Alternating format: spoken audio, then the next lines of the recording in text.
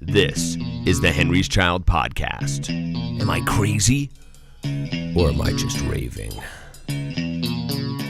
Rich, I heard there was a little talk behind my back last week. Why? Were your ears burning?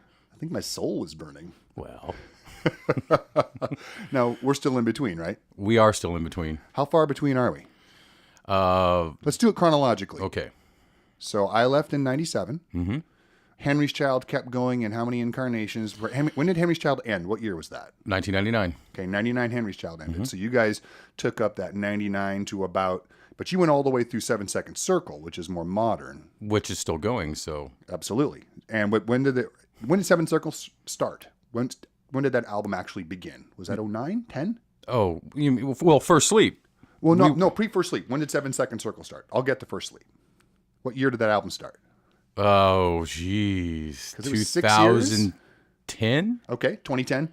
So I came back. Yeah. I called you on the phone because my friend Thad Holub found out that I'd played in bands before. All right. And he'd never heard of any of this and gave him mumbles and screams. And he was like, holy crap, dude, seriously? Because he knew me as a life insurance agent. And I met him through bowling. So... True story.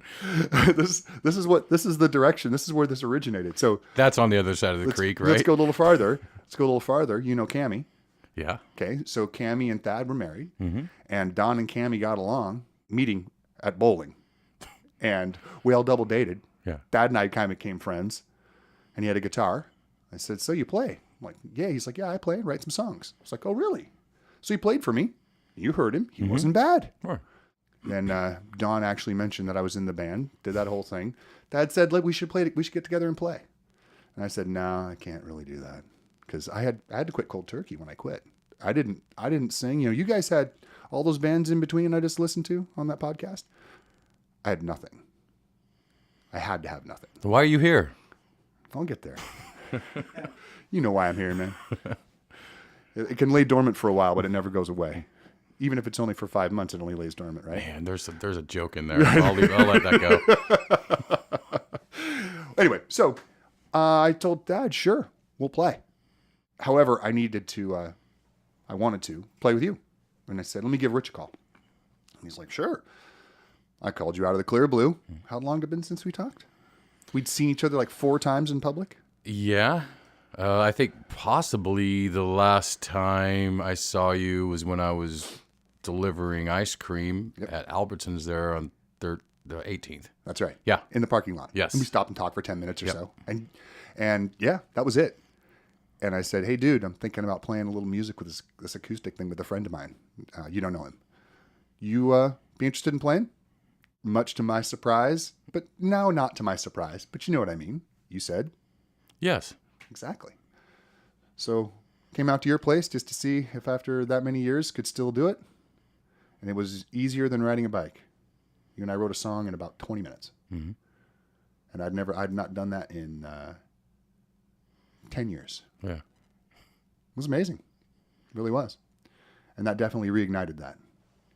And then obviously that we played with Dad, recorded a few songs. Actually, Jarrett recorded a few songs with Dad. He did, yeah. That's right. He even forgot he did that. I still have those. And then Memory of Green was born. What was the next guy we invited in? Colt? No. Daniel Lynch. Before Colt? Yes. Really? Yeah, because I remember we were still you had that little apartment back there. But yeah, it was just me and you and then Thad a little bit. But Daniel was before Colt. Okay. So slightly. Yeah, I'm a bass player. We tried him out a couple of times. Didn't really work out. And Daniel had that little cocktail set, that little drum set. Yeah. I don't know what it was about that project, but we really wanted to shoehorn drums in there. We really did. We tried several times. That was didn't work out. Didn't work out. Square peg, round hole, hard, man. Then we got Colt. Yep. And then it kind of took off. We got a half a dozen songs written pretty quickly because Colt's a very creative guy. But who's Colt? Colton Williams. Right. Of Northwest Royale. Mm-hmm. Of Northwest Royale. And now Sweater for an Astronaut. That's right. Yeah. That's right. And multitude of bands in between. Oh, yeah. Well, we've known Colt since he was, 16 years old? Judgment, baby. Yeah. I love it. Before Matt Edgar. Yes, exactly. And Chris Phillips. Him and Chris, yeah. That's right. Longtime friends. Mm-hmm. So Colt comes in. We write several songs very quickly. And then we want to get a cello player. Right. A friend of my dad's, who is a music teacher at Eugene Symphony, has said for years, I told him I always thought it'd be great to have a vocal group that did kind of Crosby, Stills, and Nash, but with a cello and more modernized. Yeah. He said, well, if you ever do that, let me know. Well, we started that. I let him know. And he said he couldn't do it because we wanted him to write. Because he asked about that. He'd never written. Then he said, I know that I can't do it, but I know the guy that would be perfect if you can get him to, because he's about the busiest musician I know. Right. Enter Dale Bradley. Right. Right? Eugene Symphony and... Oregon Mozart Players. Founding member, right? Yeah. Absolutely. And I must have called him 10 times. I was a dog on a bone on that one. Finally just told him, look, come to one practice. You don't even have to bring your cello. Just listen. See what you think, and I'll leave you alone. Right. And lo and behold, he shows up with the cello. Yeah. We played one song, and on second song, he whips it out and starts playing with us. Mm-hmm. That was great. So, Memory of Green. Yeah. Yeah. Was our first show about 2 weeks later, playing my house Yeah. on our own drive. Yeah. That's right. Yeah. Dale still barely knew the songs. Yep. That was funny. And all those. You know who was at that show? Tommy Tessendori Yes, he was. with his brand new girlfriend, Megan. Yep. So we added players, reduced players. The addition. We went through, Well, let's see. We had us four. correct? Me, you, Colt, Dale. Yes. And then we added a drummer, our first drummer, Connor Hopkins. That's right. And Connor's just a beast. And he was the instructor at the Lesson Factory. Yeah. He was at the time. I'm not sure what he's doing now, but yeah. He makes really awesome drums now. Oh, yeah. Connor It's Hopkins? just- yeah. Have you seen those drums? I have. They're beautiful. Just a beast. But yeah, we just Jerry? Jerry Leach. You've known yeah. Jerry, you know Jerry Leach, so you tell a little bit known about Jerry forever. Yeah, Jerry was played in with you a couple things, didn't you? yeah, and Jerry was in Ego Machine, and he was in Mr. Sparkle. I don't. Was he in Cetus also? Because Dave was in Cetus, Dave Heiner, and Jerry played with Dave. It was Dave, Jerry, and Mike Okay. Baker. We also tried out Harley. Yeah, Chuck. Yep. And then why we kept doing this, I don't know. And then Colt decided that he wanted to go on to other endeavors. Yep. Colt left first. Mm-hmm. And then we just kind of whittled away back down to just a trio, just me, you, and Dale. Well, it was also Dale's choice. If you remember, Dale, in his way, said, guys, I'd like it just to be us. He was kind of done with the additions and the subtractions. Right. But basically let it be known he wanted to play with the two of us. Right. Which I think we were both pretty flattered by. Sure. Yeah, That's- absolutely. and, he's like, I want to keep doing this if it's just us. As it was like, it's too much. It was like marrying a beauty queen. You're Yeah, like, it's well, too what the hell are you doing with me? We both felt like that. So I remember when we tried him out. Right. And normally at that point in our careers, we had tried people out and we were the ones saying yes or no. Yeah. And I remember the two of us, like little kids, I hope he wants to play with us. I want to play with him. I hope he wants to play with us.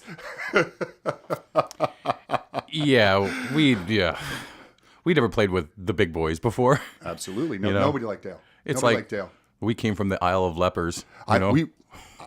To this day, I'm flattered that he wanted to do it. And we have a great demo. Yeah. It's what was brilliant about what he was doing is it was different for him, right? We just created on the fly. We gave him complete control over his cello parts, and he wanted to bring songs. It was great. It was a lot of fun.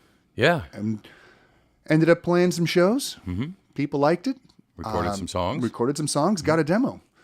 So we never even talked about this before. I think we should play one of the songs off that demo. Oh, yeah. What do you think? What's a good one to put out there? Now, I'm going to go backwards on you a little bit. Okay. I kind of like, my choice would be Honestly, because that song we've played in every possible incarnation. We played it heavy. We've played it at acoustic shows. We played it with Dale. We even have a live 4-track recording of that song. It's never left for some reason. But once you hear some cello on it, you're like, how did that not have cello the entire time? Right. Because Dale. Because Dale, exactly. Yeah. Everything's better with cello. Right. Even a great song like Honestly. Yeah. No, that's, yeah, why not? All right, let's play that.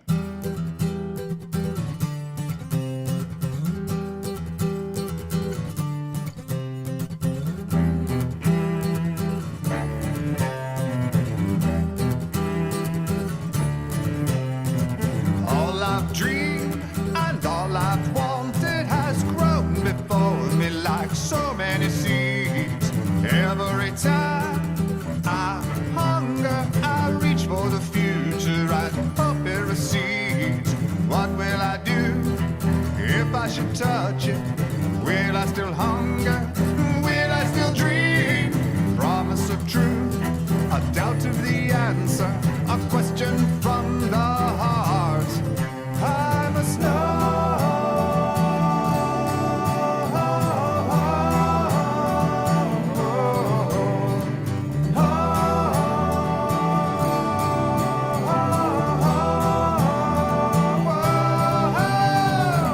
Honestly, I never believed I'd be anything at all. Honestly, I never believed I'd be anything at all.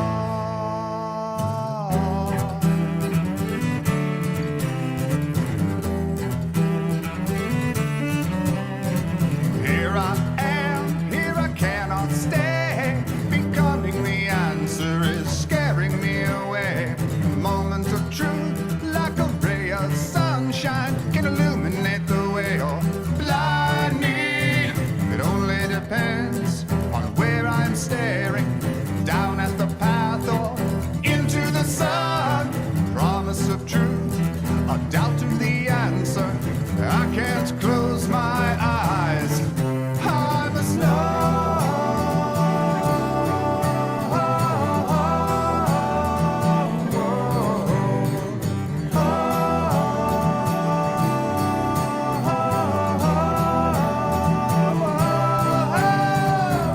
Honestly, I never believed I'd be anything at all. Honestly, I never believed I'd be anything at all. Honestly, I never believed I'd be anything at all. Honestly, I never believed I'd be anything at all.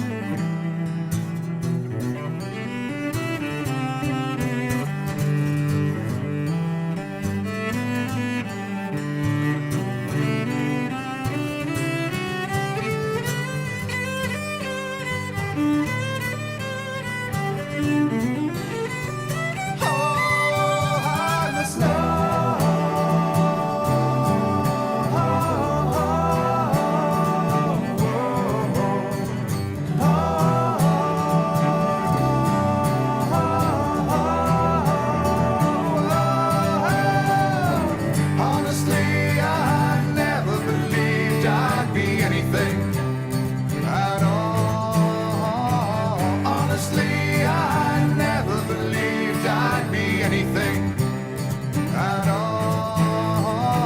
Honestly, I never believed I'd be anything at all. Honestly, I never believed I'd be anything at all. Honestly, I never believed I'd be anything.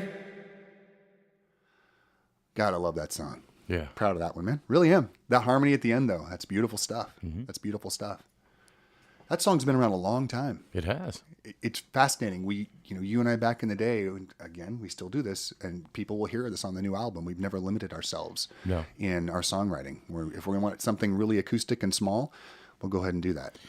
Yeah, we have a shotgun approach to writing, don't we? Well, that's wherever our passion takes us. I would rather say that. It's a widespread pattern. Indeed. Yeah. Indeed. So that song, wrote that with Jim Snell. Yeah. That's right. Doing that high harmony outside by the fire where everybody's smoking. Yep. Right. Okay, that's where we hit that harmony. It's true. We have to smoke in your 20s. It's Yeah, the law. I did not. You didn't get the memo. That was the only. Knowing me, I probably forgot about it. So that song, you were then smoking. we exactly. So then that song we did with our little acoustic side project. Yes. You mean, the Henry's Child. Yeah, the thing in... Redheaded Stepchild, yeah, right? back in the day, early on, we had an acoustic incarnation of the band. And we always liked to play around with that. But remember, we didn't want to just have an acoustic version of Henry's Child. One different That's band. why we gave it a different name. You and I actually bonded a little bit more over acoustic stuff. I remember, Right. you knew how raw I was when you first met me. And when I said I was doing these open mic nights down at Joe Federigo's, just because I'd never played or sang in front of people. So I was Right. trying to, at least get that initial shock out of me. Right. You came down and saw a bunch of those. Yeah. Myself, and then Chris Holm played Chris a couple would be times. accompanying you. That's Yeah. right. But just trying to get that out. Yeah. So we had an appreciation for that kind of music from the very beginning. Oh, yeah. And then, I go, hey, by the way, I play mandolin too. And it's like, well, let's just throw it in there. Because, even one of the early Henry's Child, the Redheaded Stepchild songs was mandolin based. I'll try. It's beautiful. Do you remember the little story when we went to NAMM? I picked do. up the mandolin and we just stood around and played it there. We had people at NAMM kind of circling around us, wondering who the hell is this? We were group? singing that song. Yeah. It was great. Yeah. But why that song has stuck around is I think it's just, it's a good song, number one. It is. It's endearing and enduring. Yeah. And just having the cello. Oh, yeah. Absolutely. Who I just gets brought it to to a whole play new with level. a cellist of Dell's ability? Very few people. That's the thing. Look, not to disparage any other cellist out there, but Dell is a man. He is. You know what he is? He's a master. No, what he is? I've got the best word. Okay. It's past master. Okay. Dale's a dude. He is a dude. Dale's a dude. And I know me and you, every time we come in and go, why the hell is Dell playing with us? That's right. He kept showing up to Why is practice. he slumming? Why does he keep showing up at the slums, hanging out with us? But the one challenge that I thought was amazing, and I've not seen anybody else do this. I'm sure there's somebody, but I've not seen it, is him playing and singing at the same time. Yeah. In perfect pitch in those harmonies. Yeah. Well, he was always on it. he made us rise our game. That's for sure. Raised our game, absolutely. And absolutely. The one thing Dell loves music. He does. He's not just creation. He's not just a musician. He loves creativity. Yes, he loves music because he'll go down. He'll play anytime. I know. He's such a quality human being. When my dad was in the hospital in Portland, he went all the way up there to play for my dad in the hospital, and then he played at my dad's memorial. Yes, he did. And of course, he played on one of our 7-second circle tracks, "The End," which was also played at my dad's memorial. Just a quality human being. He's a dude. Yeah. Well, but then the dude got busy. Life sets in. Dude got too busy for us, and that's all good. It was a beautiful thing, and he was really blunt about it. He needed to make money. The man pays his mortgage playing his cello. Sure. With us, we weren't making money yet, nor were we going to make the kind of money he could make playing in the symphony. Right. I get that. I get that. Hey guys, Tom here. Thanks for tuning in to part 2 of Between the Bands, where we've talked about the musical endeavors that we've all done between the incarnations of Henry's Child. I wanted to take this opportunity to, first off, thank you for listening and request of you that if you like what you hear, please go to the Google Play or iTunes store and give us a 5-star rating, and of course subscribe to our podcast so you get these latest episodes as they come out. Next week is going to be part 3, which is the final part of the Between the Bands episodes for the Henry's Child podcast. I also wanted to remind you that coming up on March 23rd is going to be our next show. It's going to be the debut of both Toby Lugo on drums and Jarrett Hawley on guitar. It's going to be at a bar called Merlin's in Lebanon, and it is a benefit show for our friend Jason Rowe. And we also want to give a special shout out to Dave Wilson, who's been a longtime promoter and friend, for putting this together. It's going to be great. It's going to be 10 bands. We're going to be playing right next to Jollymon and Hiding Jekyll, 2 bands that we've played with recently in the past in this sort of reincarnated Henry's Child. And it's going to be really great. Hope that you can make it out to that show and be on the lookout for next week's 3rd installment of Between the Bands for the Am I Crazy or Am I Just Raving Henry's Child podcast. Thanks for listening, and we'll talk to you soon.